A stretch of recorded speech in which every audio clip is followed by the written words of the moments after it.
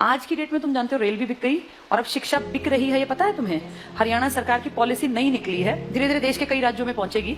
हरियाणा सरकार का देखो तुम क्या किया। सरकार ने कह दिया, अखबार में आ गया लिखित ये कि जिसकी सालाना आय 1,80,000 से कम है हरियाणा में, उनके बच्चे अगर गवर्नमेंट स्कूल में जाते हैं तो 500 रुपए फीस देंगे। फ्री में नहीं, 500 रुपए फीस देनी पड़ेगी। और अगर उनके बच्चे प्राइवेट स्कूल में जाते हैं तो सरकार उनको 1100 रुपए देगी। ये तो उनको मिलेंगे अगर उनके बच्चे जाएंगे तो, और ये उनको देने हैं। अब बताओ आदमी क्या करेगा? देने वाला काम करेगा, मिलने वाला काम करेगा? भाई आदमी का बच्चा अगर गवर्नमेंट में जाता है तो पैसे देगा और प्राइवेट में जाएगा तो सरकार देगी। बताओ आदमी क्या करेगा? प्राइवेट भेजेगा। अपने घर से 500 क्यों लगाएगा? एक तो सरकारी, एक तो प्राइवेट। तो आम जो ये गरीब आदमी अपने बच्चे को कहाँ भेजेगा? ये देखो कितनी अच्छी चाल है, अगर तुम्हें समझ में आया तो। ये चल रही है सरकार। 1100 रुपए सरकार कहती है हम भर देंगे आपके बच्चे के, आपको चिंता नहीं करनी। अगर आपने सरकारी में पढ़ाया तो कितने रुपए लेंगे? 500। तो आदमी सोचेगा 2 बच्चे हैं, क्यों 1000 रुपए फूकूं, इससे बढ़िया प्राइवेट भेजूं, सरकार देगी मेरे बच्चे के पैसे, देगी भी सरकार। 1-2 साल बाद क्या होगा? सारे सरकारी स्कूल धीरे धीरे क्या हो जाएंगे? खत्म हो जाएंगे, खाली हो जाएंगे, बिल्डिंग खाली, एडमिशन 0। 1 साल 2 साल 5 साल बाद क्या होगा? सारे एडमिशन 0 0 0।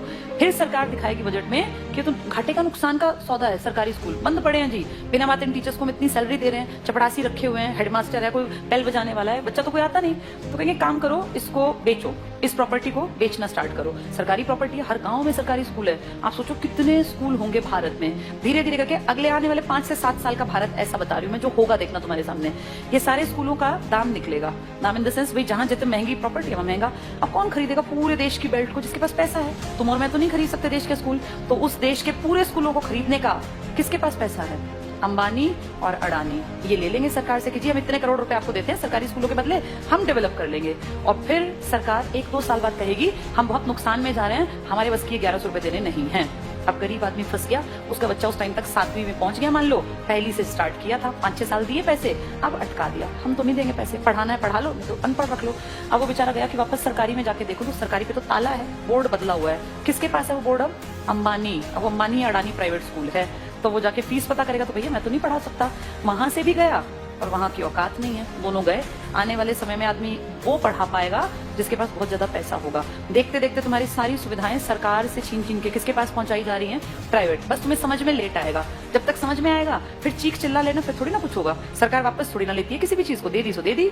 मैं तुम्हें अपना एग्जाम्पल देती हूँ। जब मैं जॉब में आई थी ना, उस टाइम पर हमारा पहला बैच था जिनकी पेंशन बंद की गई थी। मैं उसकी खुद, जैसे ही मान लो लाइव तुम्हारे सामने एग्जांपल हूं, जिनकी सबसे पहली पेंशन बंद हुई वो हमारा बैच था। हमें समझ नहीं आया कि सरकार ने क्या किया, क्योंकि उस टाइम हमारी उम्र थी 20-21 साल। 20-21 साल के बच्चे को थोड़ी ना पेंशन की कीमत पता है। लेकिन अब जब उम्र बढ़ रही है तो समझ में आ रहा है सरकार ने सब कुछ खत्म कर दिया बुढ़ापे का।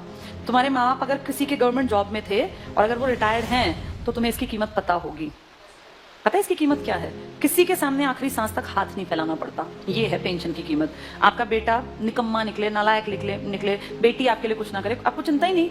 आपकी पेंशन आती है, 5-7 हजार रुपए में झाड़ू पोछा कपड़े बर्तन धोने वाली मिल जाती है। कोई भी एक मेड रख लो, 5-10 हजार की खाने वाली। बुढ़ापे में पैसा बचा के करोगे क्या? अगर तुम्हें सरकार से 35 हजार भी मिलते हैं तो तुम अपने ऊपर खर्च करो ना, क्यों किसी के सहारे बैठे रहना? और जिनके पास पैसे होते हैं ना, बुढ़ापे में वो प्यारे भी लगते हैं सबको। जिसके पास पैसा नहीं है ना, वो बोझ लगता है। फैक्ट है। तुम्हें अपना चश्मा बनवाना है, तुम्हें क्यों बेटा मेरा चश्मा, क्या जरूरत है बेटे की? तुम्हारे पास पैसे हैं, जाओ मार्केट, अपना घूमते फिरते जाओ, अपना टहलते हुए चश्मा बनवा लाओ। ये कीमत बुढ़ापे में जाके अकल आती है। हमारे बैच ने कुछ नहीं किया, मुझे भी समझ नहीं थी, अकल ही नहीं थी। लेकिन अब जब एज बढ़ रही है ना और हम देख रहे हैं दुनिया को, तब समझ में आ रहा है कि सबसे कीमती चीज इंसान के पास बुढ़ापे में पेंशन होती है। मेरे खुद के फादर पेंशनर हैं, तो हमें दिखता है कि पेंशन की जो वैल्यू है ना वो किसी चीज की नहीं है। इतना रखा पैसा आप यूज नहीं कर पाते। महीने के जब वो 30 हजार आते हैं ना, तो आपको लगता है यार मैं तो जब तक जीऊंगा आखिरी सांस तक ये तो आने ही आने हैं, और ये बढ़नी आप फ्री होकर काम करते हैं। लेकिन ये अकल उनको थी जो पेंशन यूज कर रहे थे या बुढ़े थे। पेंशन रोकी किसकी गई? जवानों की, जिनको अकल नहीं थी। हमें थोड़ी ना अकल थी 20-21 साल में कि पेंशन बंद करने से किसी ने कुछ कहा ही नहीं। सरकार ने सीधे कह दिया अब के बाद आगे जो बच्चे आएंगे नौकरियों में उनको पेंशन नहीं मिलेगी। अगर हमें अकल होती, सारे देश के लोग आवाज उठाते तो ना बंद होती पेंशन। अगर सब भाई किसानों ने क्या किया, इकट्ठे हुए तो क्या कृषि कानून वापस नहीं हुए ना? तो अकल हो तो आदमी उस टाइम पे सही डिसीजन ले ले। पर आज अब तुम कितनी कोशिश कर लो, क्या सरकार पेंशन बहाल कर देगी?